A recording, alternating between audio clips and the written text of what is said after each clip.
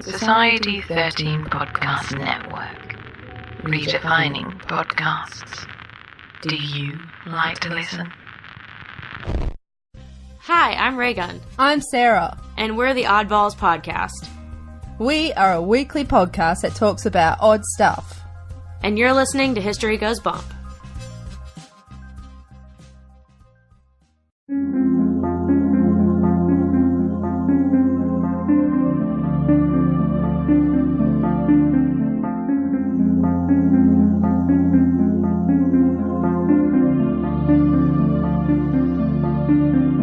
History tells the story of the world and of our lives. Sometimes that history goes bump in the night.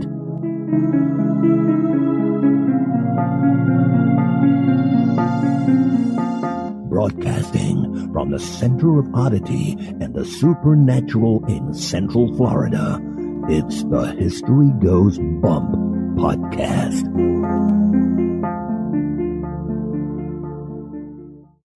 Hello, you spooktacular people. Welcome to this 233rd episode of the History Goes Bump podcast. Ghost tours for the theater of the mind. I am your host, Diane. And this is Denise. On this episode, we're bringing you another Haunted Cemeteries. This is Haunted Cemetery 6, and we have 3 of them that we're going to be bringing to you. We'll be joined on one of them by paranormal investigator Peter Dowling. Before we do that, we want to welcome to the spooktacular crew, Carolyn. Hello, Carolyn. Kim. Hey, Kim. Stephen with a PH. Hello, Stephen with a PH. Irene. Hi, Irene. Peter, who will be joining us shortly. Hey, Peter. Jason. Hi, Jason. David. Hello, David. Madeline. Hey, Madeline. And Autumn. What a perfect name for this time of the year. Hello, Autumn. And now, this moment in Oddity.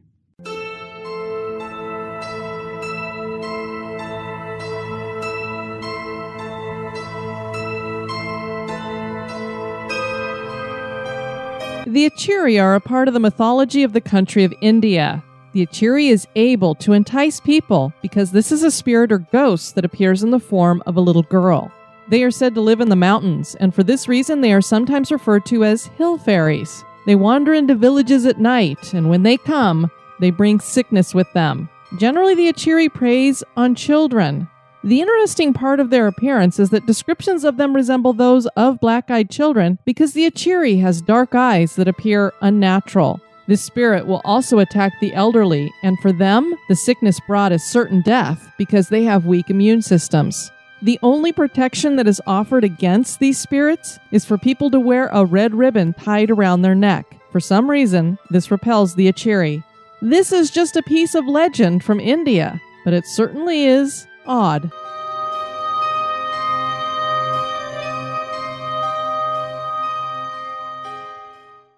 Creepy makes history more delicious.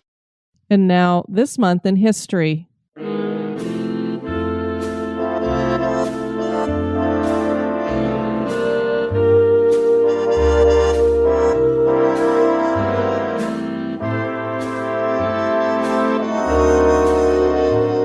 In the month of November, on the 20th in 1947, England's Princess Elizabeth married Philip Mountbatten. Elizabeth was the first child of King George VI and became Queen Elizabeth II upon the death of her father in 1952, and Philip was Prince Philip of Greece and Denmark. The couple originally met in 1934 at the wedding of Princess Marina of Greece and Denmark and Prince George, Duke of Kent. When they met again later in 1939, Elizabeth was only 13 years old, but she fell madly in love with Philip and they began exchanging letters. Elizabeth's father did not want her engaged before she was 21, so the couple had to keep their engagement a secret for a year. The wedding took place at Westminster Abbey. The couple had 4 children. This year, 2017, marks their platinum anniversary, meaning they have been married for 70 years.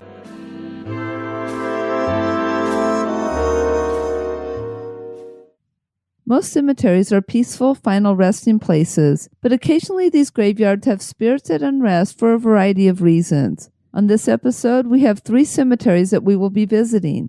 Paranormal investigator Peter Dowling joins us to discuss Woodlawn Cemetery in Sandy Creek, New York, Then we venture to Ohio and visit Chestnut Grove Cemetery, that is the final resting place of the victims of one of the most horrific train wrecks in the history of the United States. And finally, we head to one of the most haunted cemeteries in America, and that is yet another cemetery named Greenwood in Decatur, Illinois. Join us as we explore the history and hauntings of these graveyards. I can't believe it, Denise. We've done 6 of these, and so far in 3 of them, we've had a Greenwood cemetery. It must be a very popular name for a final resting place. And what makes them unique is that they all have hauntings connected to them because, as we know, not all cemeteries do.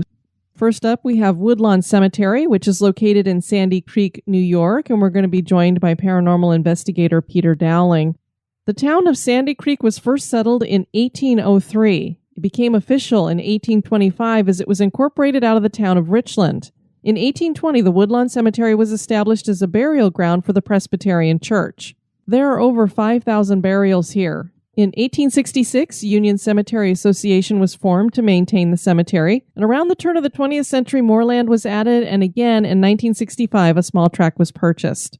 One of the burials here is for Harrison Cole, who was born in 1840. He was the leader of the 3rd Brigade Band during the Civil War. Several members of that Army band were killed at Gettysburg, and Cole narrowly escaped capture by the Confederates. In 1880, he put together his own band and named it Cole's Cornet Band. He died in 1916. A. Jasper Moore was born in 1868 and died in 1906. He has an interesting epitaph that reads, "When the fitful fever is ended, and the foolish wrangling of the market and forum is closed, grass heals over the scar which our descent into bosom of the earth has made, and the carpet of the infant becomes the blanket of the dead." I just was like, wow, that says a whole lot in those few lines. And all of this comes off of a pamphlet that you can do taking a walking tour through Woodlawn Cemetery yourself, and I just pulled a few of the interesting ones off of it. Dr. J. Lyman Bulkley was born in 1832. He was not only the local doctor, but he owned the Bulkley Opera House and the corner drug store. In 1894, he was shot and stabbed by an inmate of an insane asylum. He managed to live, and the inmate, Gaylord Williams, shot and killed himself. The Salisbury family were prominent members of the community, and several are buried here. Members of the family have served in several wars, starting during the Civil War and on through World War II. Moreau Salisbury is one of those members, and he served during the Civil War. He was wounded at the Battle of Antietam. A bullet went through his ankle and left him with a painful limp for the rest of his life. The boots that he wore during that war are at Sandy Creek's History Center archives, and I'm not sure if they're the ones that he actually got shot in, I'm assuming, because obviously during that war there weren't a whole lot of boots floating around, so you didn't have more than one pair, so I'm thinking there's a bullet hole in that one. It'd be interesting to see. Interesting, yes. Charles M. Salisbury was vice president of the Lacona Bank in the 1930s. In 1936, he was killed in a bank holdup. The men who committed the crime were convicted and sentenced to life in prison. Well, we are joined by Peter Dowling, and he used to be with the Eastern Shore Paranormal Research, and he had contacted us and let us know about some places that he had investigated, and one of those happens to be Woodlawn Cemetery in Sandy Creek, and I went, a haunted cemetery? We have to have him on about that. How are you doing, Peter? Oh, fantastic, Diane. Well, we're really honored to have you on with us because you've been on with people like Art Bell and George Norrie, and we're just little Diane and Denise, so this is very cool. Very interesting people. I enjoy talking with Art. I miss him on the radio waves, and George Norrie is doing an excellent job for Coast to Coast. But thank you for having me on. Why don't we start off with you telling everybody a little bit about yourself and what got you interested in the paranormal? Oh, sure. Well, I was just an average kid. I believe when I was about 7 years old, I was at the library in my high school, and I used to read books on ghosts and things like that and UFOs. And I was really interested. I grew up in a household where they didn't believe in such things, that everything was religious. Everything was associated with the devil. And I didn't believe that. I always kept an open mind. There were so many things out there, and I had to investigate, and I wanted to know. So about age 7, like I said, I got my mother to buy me a Ouija board. Oh, I know it. Oh, boy. And I can't believe she bought it for you. That's crazy. Well, she was a Methodist and diehard Methodist, and she believed this is just a toy. And that's the misconception of most people. They think it's just a toy, or even get those who get them that not all witches, but there's some that believe, well, I can just close it and do certain rituals where I can close the door. Unfortunately, I don't believe you can shut that door. Once you open a portal, things come through that's beyond anyone's control, in my opinion. You were telling me is you've had a lot of situations where that's happened to you. Yes. Well, it started out innocently and things progressed. And then we started getting answers from the board. Of course, it started out with a child spirit. Then all of a sudden, nasty things were coming off the board. And one evening I was playing it with another girl and another boy. We were just kids, and I saw this shadow on the wall, like a shadow person. And it was like a deformed human shape. We flew out of that room really fast, but that right then and there told me that things weren't black and white like the Bible said.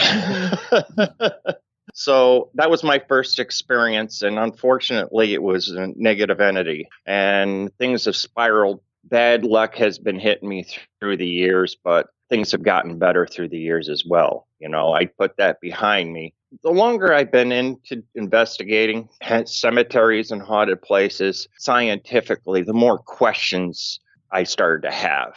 Last time I talked to George Norrie on Coast to Coast, I had a theory that sometimes our loved ones stay behind waiting for us to cross over when it's our time. I firmly believe that because I've had EVPs of people who have passed on that were relatives.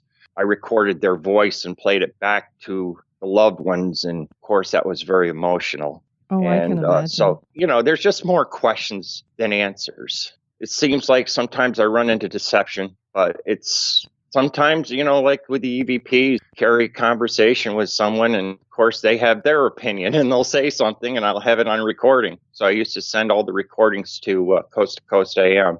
Since you've kind of started down this path here, let me ask you this, because Denise and I were both raised kind of the same way you were, is that if it's some kind of ghost, then it's a demonic entity. And as you said, you get further into this, you start having experiences yourself, and you're looking at it and you're like, okay, there's got to be more than just everything's a demon. And so, like you said, you believe that some of these spirits are loved ones hanging behind. What are some other theories that you have about what is a spirit or a ghost?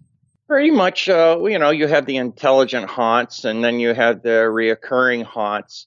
Not really sure, but I'll tell you, I've had apparitions form in front of me, and I went after it. I actually put my hand through an apparition. I see a lot on TV. It seems like a lot of these TV ghost hunters are encouraging people who don't have any experience in it whatsoever, not knowing what they're doing, going out there and doing things, and they don't know what they're dealing with. That's the thing. We don't know what we're dealing with. You don't see what's there. You can hear voices. You can have an angry spirit just trying to scare you, just to get your attention, but just to scare you, to have you leave. It seems like some entities are very territorial. So I can't say that they are a demon.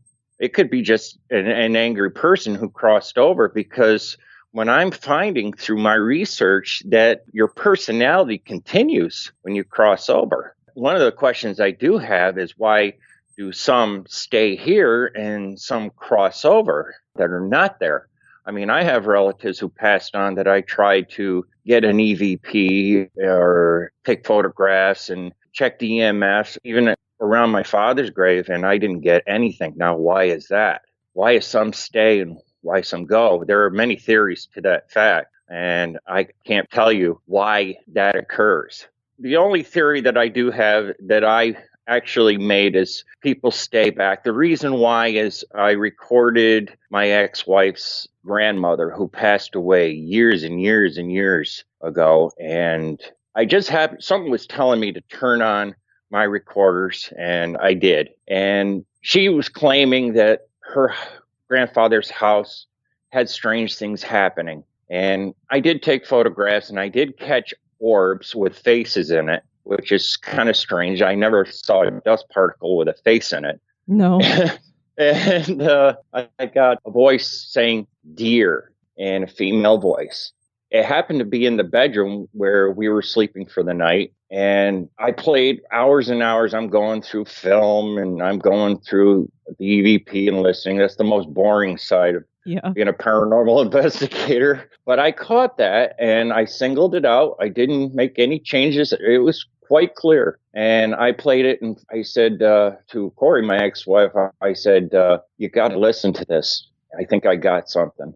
And I played it back and she broke out in tears. She said, that's my grandmother. Wow. She passed away 20 years prior. And she was actually about a year later, her grandfather passed away. And that entity, the grandmother, was in his house. So that's why I come up with that theory. Sure. So it was like she was waiting for him to join her. Yeah.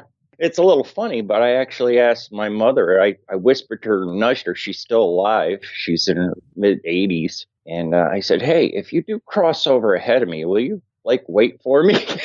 And it was jokingly. And she says, yes, I will. If I have that ability, I will, she said. A couple things for you, Peter. First of all, what did it feel like when your hand went through the apparition?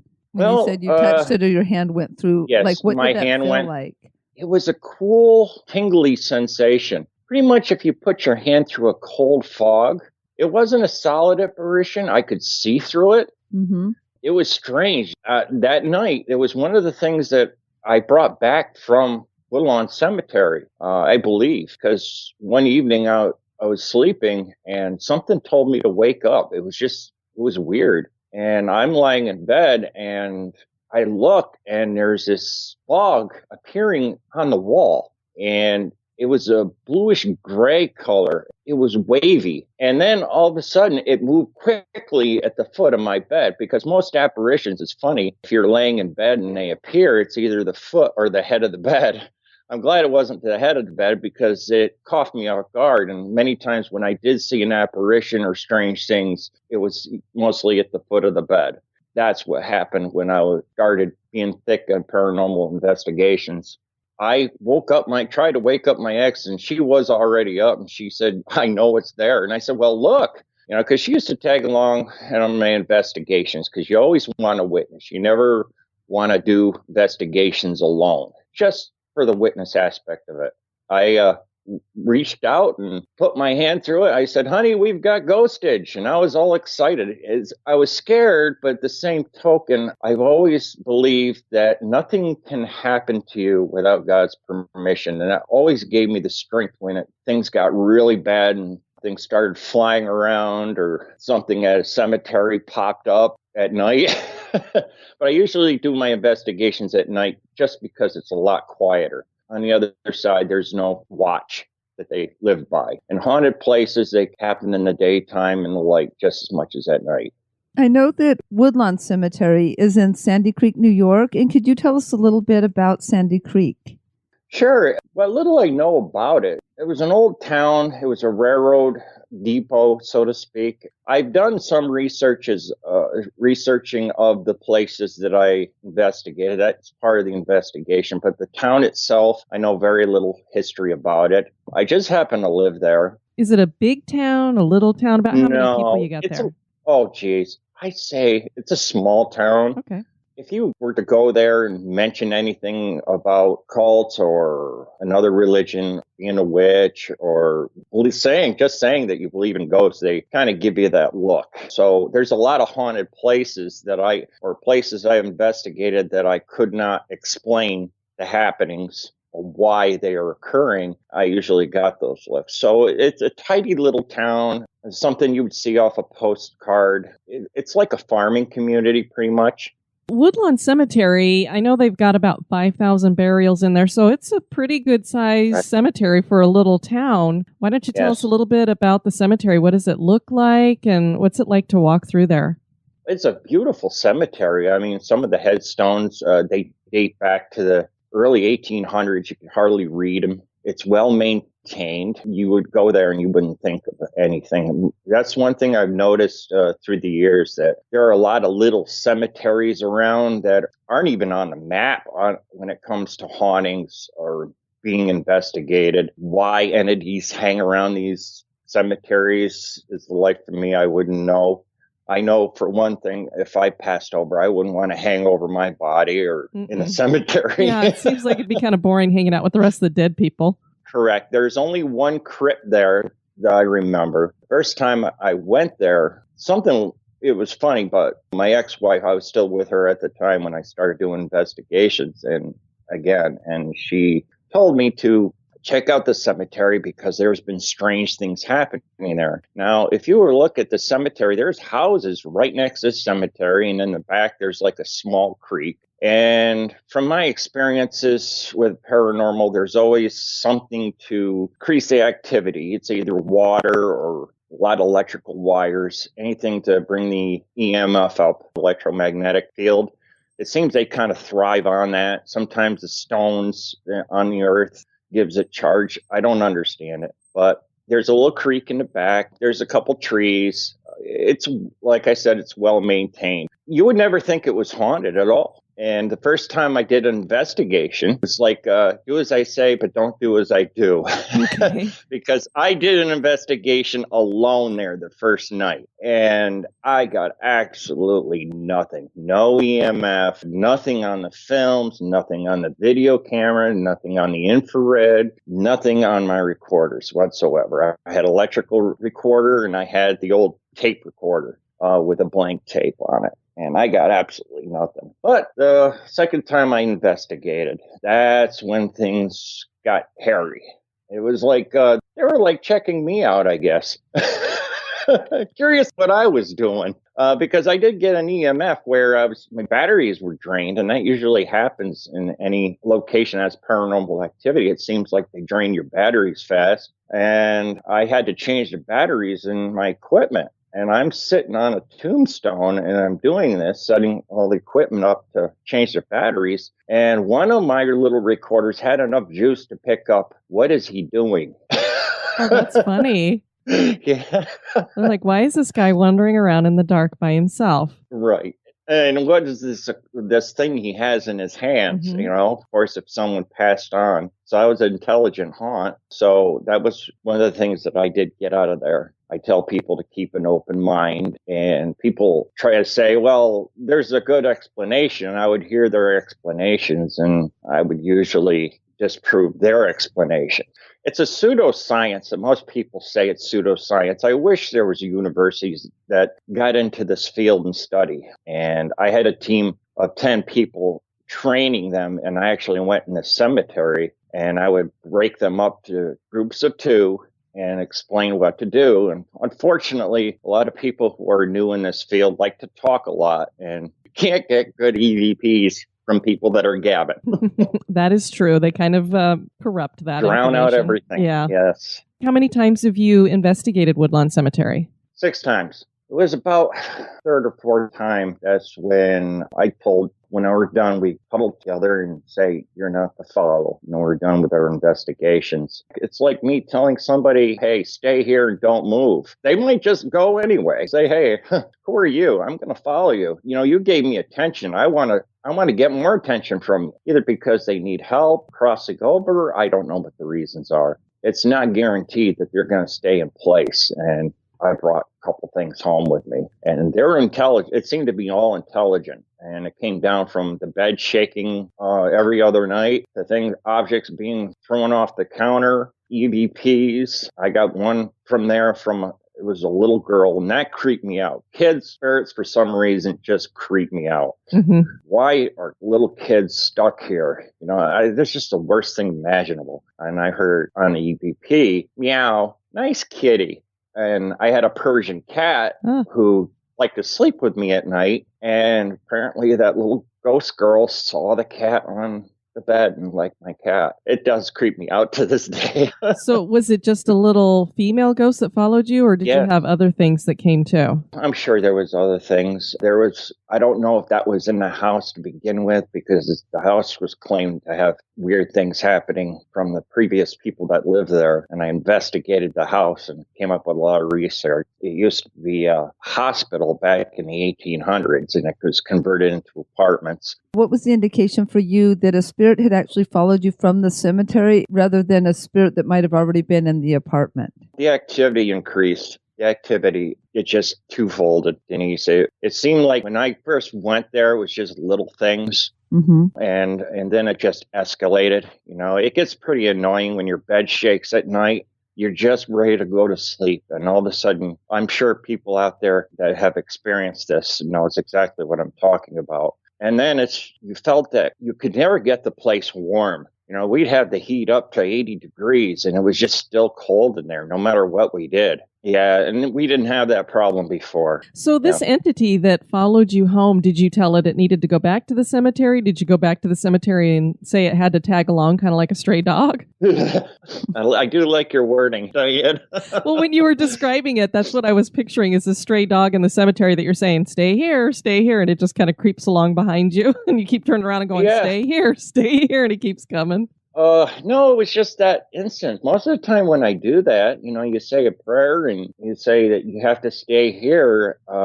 They do stay, but you've got some that are so desperate for attention. I mean, it's like a little child, you give them, like I said, I believe the personalities cross over. Maybe they're lonely. One thing I always said to people, you ever watch the movie Others? That could be a theory as well. I mean, it kind of rung a bell to where maybe we're the ghost to them. I never told them they had to go back.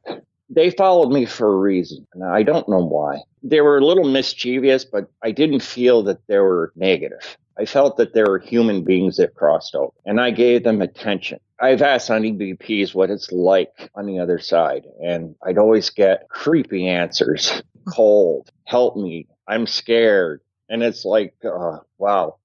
If that's the other side, I'm not looking forward to it. Mm-hmm. I always imagine it would be a beautiful thing. But if you're stuck here because of emotional reasons, I'm sure you're living in your own hell. Yeah, I've often wondered if hell isn't that the people that are here, that is hell. There's not some fiery pit somewhere because that to me would be hell. If you were just stuck here and people can't hear you or see you or... I believe hell is our own making. Mm-hmm.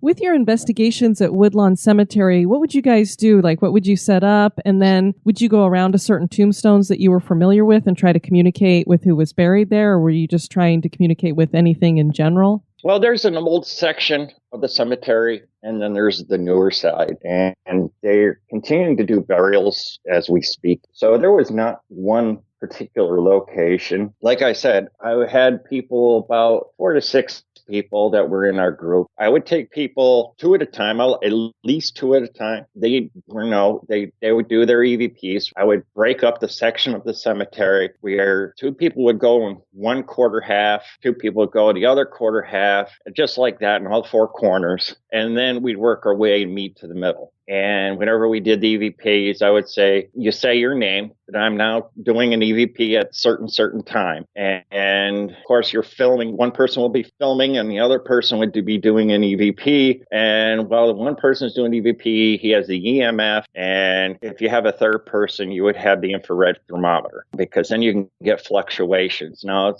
they have equipment where they have the infrared thermometer attached to the EMF detector. That's how we would do it. And then afterwards, like the next day, we would get together, take our equipment, and that's basically it. We just had simple equipment, and we've gotten a lot of stuff. I mean, you don't need to spend thousands and thousands of dollars on equipment, anything like that. A lot of my stuff was from Radio Shack, and it did a great job. And I had a video camera, regular Sony video camera that had infrared. One woman had a digital camera, and that was like a high pixel rate on it with infrared, and a different, she could take certain colorations and saturations off of pictures that she was taking. And we've gotten a lot of evidence there that things that we just can't explain. I'm talking, we had looked like a red plasma coming out of one person's grave with a face on it. We've had orbs with faces. It looked like floating faces. Yet we had mists that were appearing into human form. We had so many EVPs. And I saw a couple tombstones that were broken. And I just happened to mention to my partner at the time, I says, we must have had some vandals in here, just the way it was broken, some of the tombstones. Mm-hmm. And I heard, Yes, in the background. Oh, wow. Yeah, so basically that's telling me, sure, we had some vandals here. What other kind of EVPs would they say? Things that would pertain necessarily to names that were there, or just trying to talk to you? Not so much the names so much, but basically answering, like I'd have a little conversation or I'd ask a question and I would get simple answers. Very rarely would I get a full sentence. The only time I've had full sentences when it was at Fort Ontario. I get full complete sentences.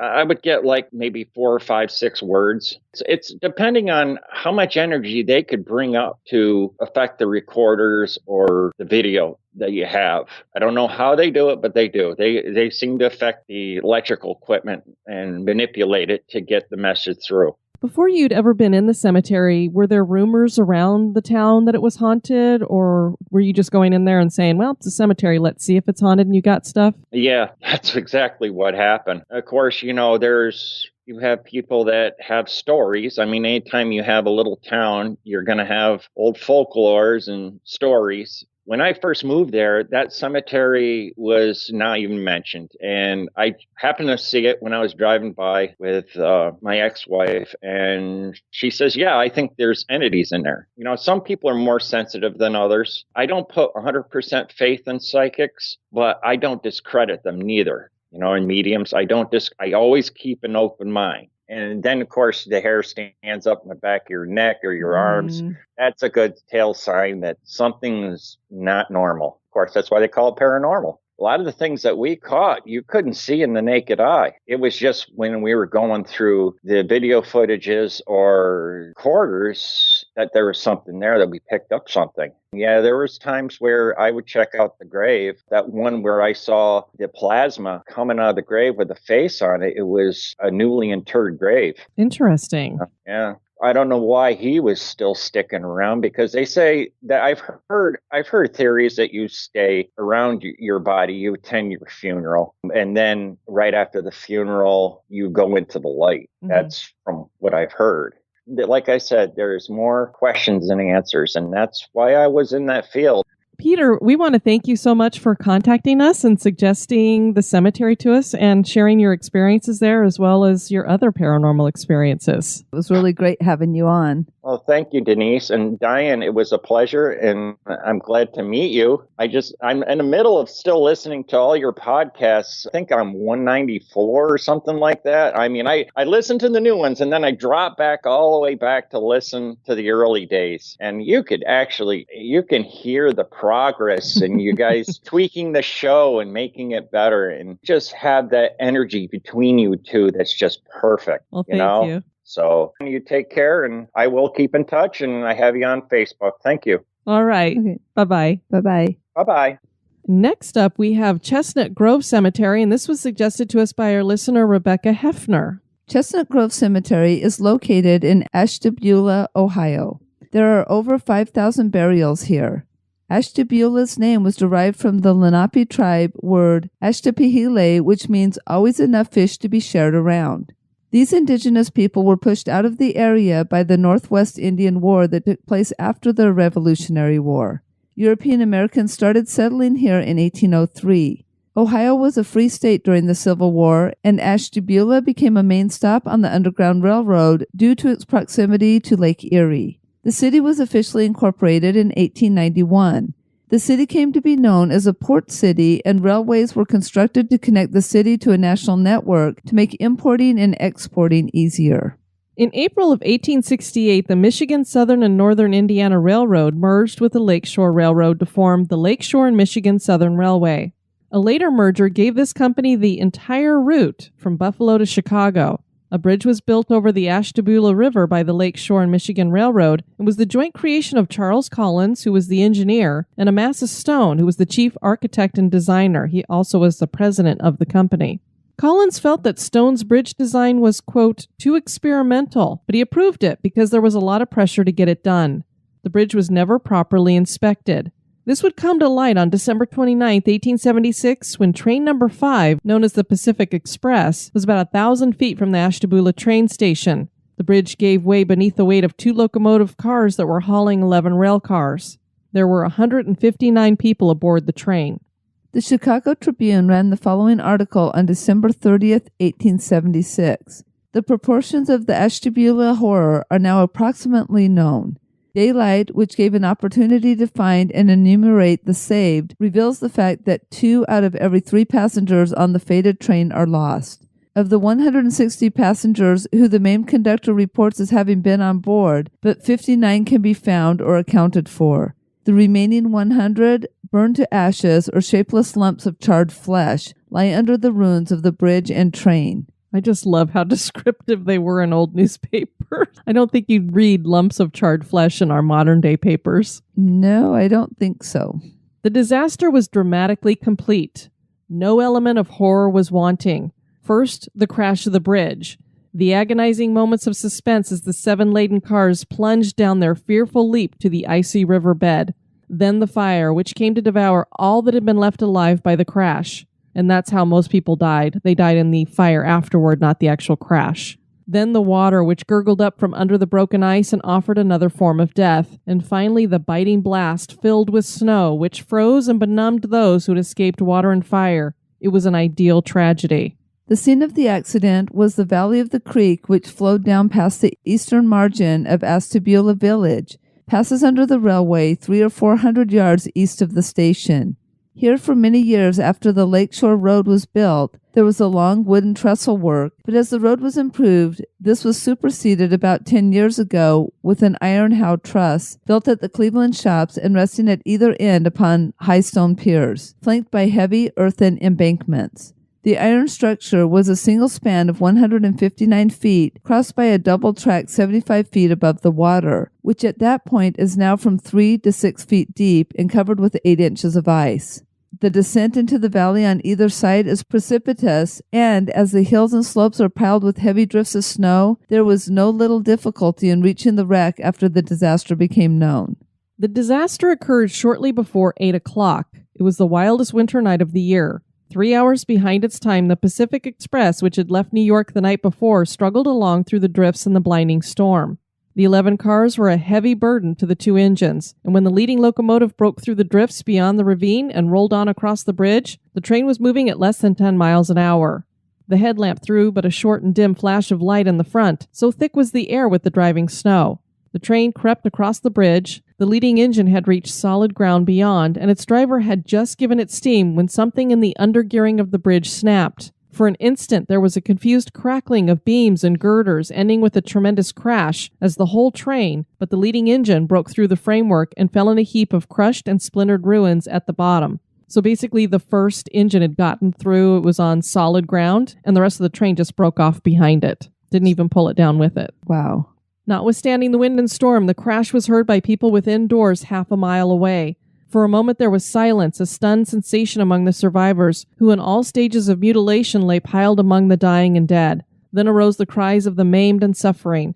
The few who remained unhurt hastened to escape from the shattered cars. They crawled out of the windows into freezing water waist deep. Men, women, and children, with limbs bruised and broken, pinched between timbers and transfixed by jagged splinters, begged with their last breath for aid that no human power could give. So that's how loud this was, is that homes that were that far away, they heard this horrible crashing. I can't imagine what that would sound like. No, you'd just be sitting inside your house and all of a sudden you would have no idea what had just happened, because since it was unprecedented, that would have just been horrific, just this loud, and then the cries, I can't even imagine. And then you're running to try to help them, but the snow is drifting, so it's almost impossible for you to get to them.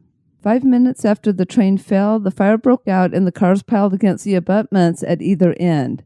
A moment later, flames broke from the smoking car and first coach piled across each other near the middle of the stream. In less than 10 minutes after the catastrophe, every car in the wreck was on fire, and the flames, fed by the dry varnished work and fanned by the icy gale, licked up the ruins as though they had been tinder. Destruction was so swift that mercy was baffled. Men who, in the bewilderment of the shock, sprang out and reached the solid ice, went back after wives and children and found them suffocating and roasting in the flames. The neighboring residents, started by the crash, were lighted to the scene by the conflagration, which made even their prompt assistance too late. By midnight, the cremation was complete. The storm had subsided, but the wind still blew fiercely, and the cold was more intense. When morning came, all that remained of the Pacific Express was a windrow of car wheels, axles, brake irons, truck frames, and twisted rails lying in the black pool at the bottom of the gorge. The wood had burned completely away, and the ruins were covered with white ashes. Here and there a mass of charred, smoldering substance sent up a little cloud of sickening vapor, which told that it was human flesh slowly yielding to the corrosion of the fires. On the crest of the western abutment, half buried in the snow, stood the rescued locomotive, all that remained of the fated train.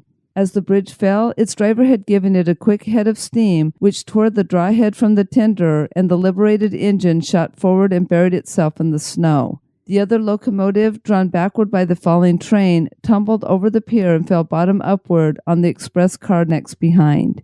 The engineer Folsom escaped with a broken leg. How? He cannot tell, nor can anyone else imagine. There's no death list to report. There can be none until the list of the missing ones who traveled by the Lakeshore Road on Friday is made up. There are no remains that can ever be identified. The 3 charred, shapeless lumps recovered up to noon today are beyond all hope of recognition. Old or young, male or female, black or white, no man can tell. They are alike in the crucible of death. For the rest, there are piles of white ashes in which glisten the crumbling particles of calcined bone.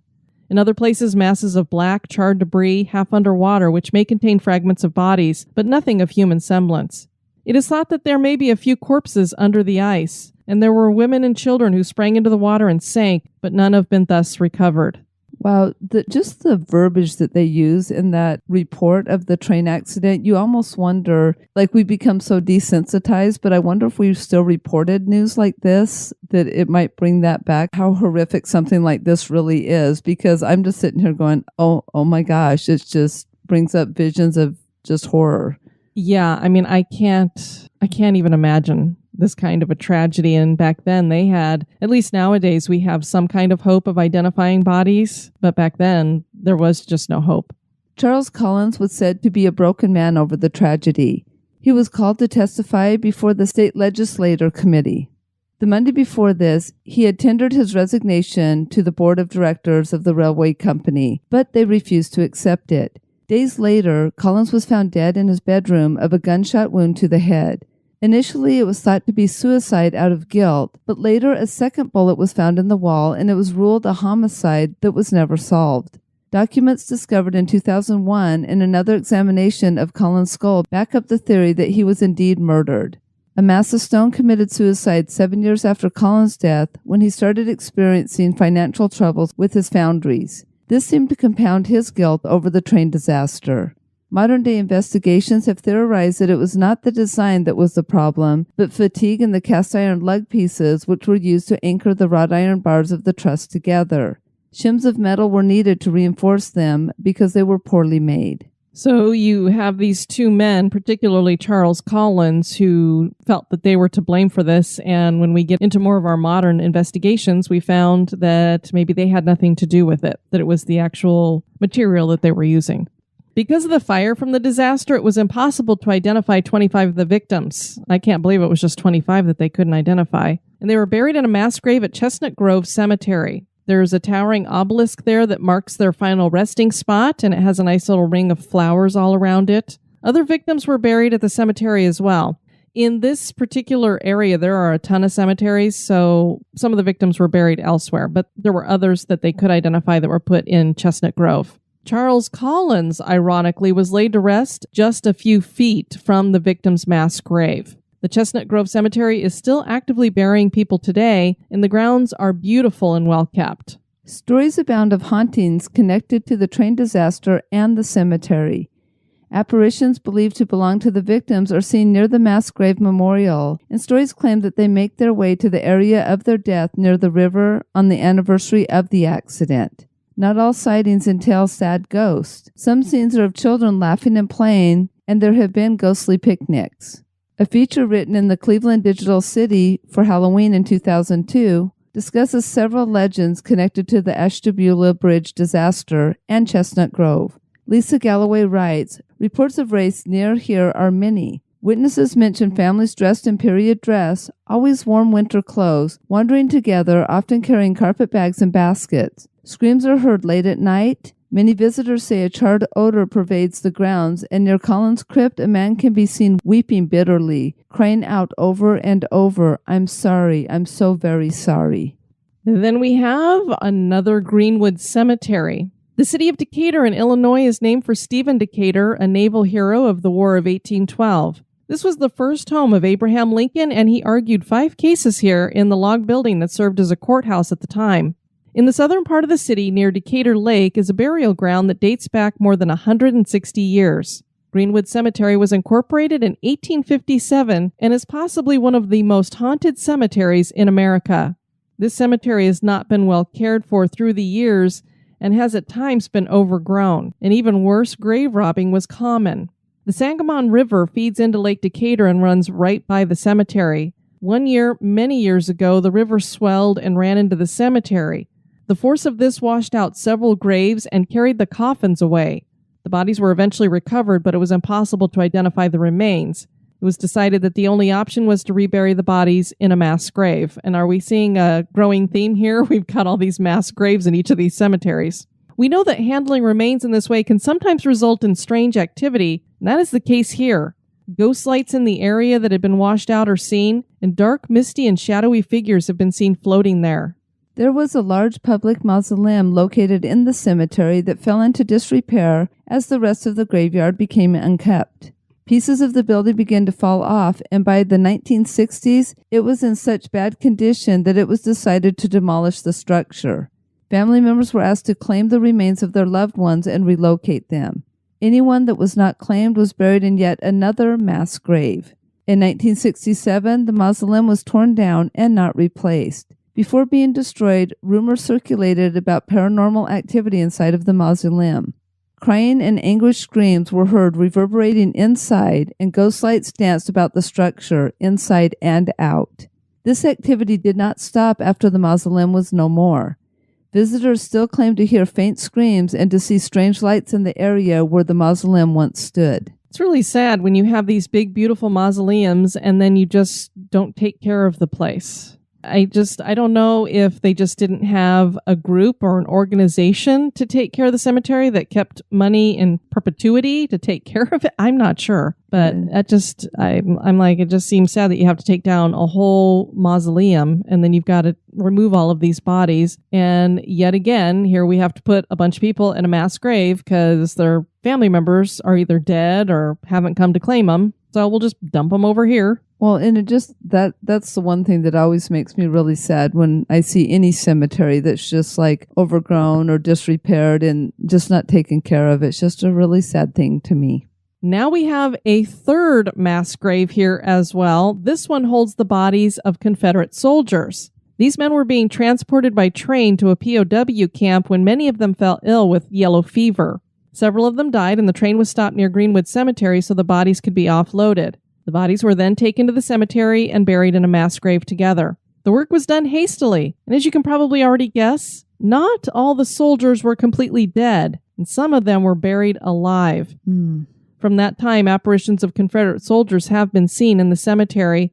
One man reported his experience after encountering a soldier at the cemetery. The soldier was standing among the tombstones and gestured for the man to come over to him. Now, if I see what looks like a soldier gesturing for me to come over, I'd be like, no, thank you. Even if I didn't think it was a ghost, I'd be like, why are you wearing that uniform and asking me to come over?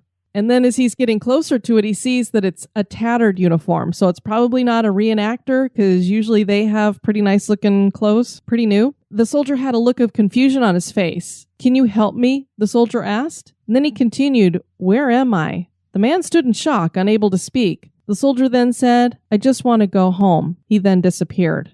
I thought, wow, isn't that sad that here he is, he's lost, he doesn't know where he is, and he just wants to go home. And at this point, I don't know what year this was, but I'm assuming it's a more modern time. So this is, 100 years that he's just been hanging out in the cemetery wondering where he's at? As if this haunting activity isn't enough, there are 2 more legends here at Greenwood. These are the legends of the Brockman Staircase and the Greenwood Bride. The Greenwood Bride is Our Lady in White at this location. Her figure has been seen wandering among the headstones, and the story is that she is looking for her fiancé who was murdered before their wedding. He apparently was a bootlegger who was killed by a rival bootlegger. No one knows who she is, but people like to say that she drowned herself in the river over her grief. And part of that story is that his body was thrown into the river by whoever murdered him, so maybe that's why she threw herself into the same river to be with him, maybe. Greenwood Cemetery is like many cemeteries in that it has many rolling hills. The Brockman family has their final resting place on one of these hills, and they had 5 stairs installed that lead up to the plot. At sunset, on some evenings, a ghostly figure appears at the top of the stairs with her head bowed, and she appears to be crying. She disappears as the sun sinks below the horizon. Do some spirits feel so attached to their human body that they're unable to leave the body after death? Could that be why some cemeteries seem to be haunted? Are these 4 cemeteries haunted? That is for you to decide. Well, those are some more cemeteries to check out. I just love doing cemeteries, as you know, and when they're haunted, it makes them even that much better. And I've been having a lot of fun doing the research for our bonus episodes that are the Stones and Bones. Stones and Bones. Got another one of those coming up here. Going through the cemetery series, because we love, since we're Taphophiles, we love going through cemeteries when we visit cities. Now as we visit, I'm looking around going, okay, are you real? Because it's so many hauntings that seem like actual people, not really mist or anything at the cemeteries. So one of these days, maybe. Yeah, I'm still not sure if I really want to see a full-bodied apparition, and I'm thinking in a cemetery, no. Don't ruin it for me, because I love them. Most of them are pretty peaceful in the cemeteries. That is true. We'd love to have you guys check out our website at historygoesbump.com. And Denise, if people want to send us some feedback, where can they do that? They can do that at historygoesbump@gmail.com. I want to point you at another podcast that I've been listening to recently. This is a true crime, and it's called Corpus Delicti. It's a couple of Southern ladies that host that one, so it's a lot of fun to listen to what sound like Southern women talking about true crime. With their twang? Yeah, I mean, they just sound like they're sweet ladies that should just be sitting down drinking their sweet tea. Sweet tea. And here they are talking about death and mutilation and all kinds of stuff. Sounds interesting. Check it out. I do want to let you all know that we have everything up and ready for registration to start for our 2018 trip to Key West, Florida. And that's going to take place on July 13th through the 16th. And like I said, the registration is up. It's up in the Spooktacular Crew. You can find it on the History Goes Bump page on Facebook, as well as the History Goes Bump webpage. You just send your registration. I'll send an invoice out. And once you pay, your spot is saved. There's only 40 spots on this trip. So register soon to make sure you can join us in the tropics as we discover the legends and ghosts of the Florida Keys. It is key that you get in at least the $100 deposit with your registration to make sure you get put down on the list. Absolutely. And even if we fill up, we will still take your registration, maybe not a deposit, just in case somebody cancels, and then we can swap out people or what have you. Yep. So we will start a waiting list once the 40 spots are done, like Diane said, just in case there's a cancellation so that other people will have a chance to fill those spots. We have a couple of reviews to share from Apple Podcast. HAF 230, my favorite things, 5 stars. History and Hauntings, 2 of my favorites wrapped into one, perfect length for my attention span too. And Celtic Rider, 10 thumbs up, 5 stars. Hey, I love that 10 thumbs up. Great podcasting. I really like the way they delve into the historical background of the people, places, and eras rather than just telling a bunch of ghost stories. Good guests and interviews also. My favorites so far are the Henry Ford Museum with the JFK car and Edison's last breath, and the Penn State Ghost because I visit the campus often and come from an eerie part of Pennsylvania. LOL. Keep up the good work. And yes, we see what you did there. We want to thank you guys for joining us for this episode. I have been your host, Diane. And this has been Denise. You take care now. Bye-bye. This episode has been brought to you by our executive producers. We'd like to thank Shelby Hammond and Amber Vanderwolf for increasing your pledges. Thanks, ladies. Check out the website at historygoesbump.com.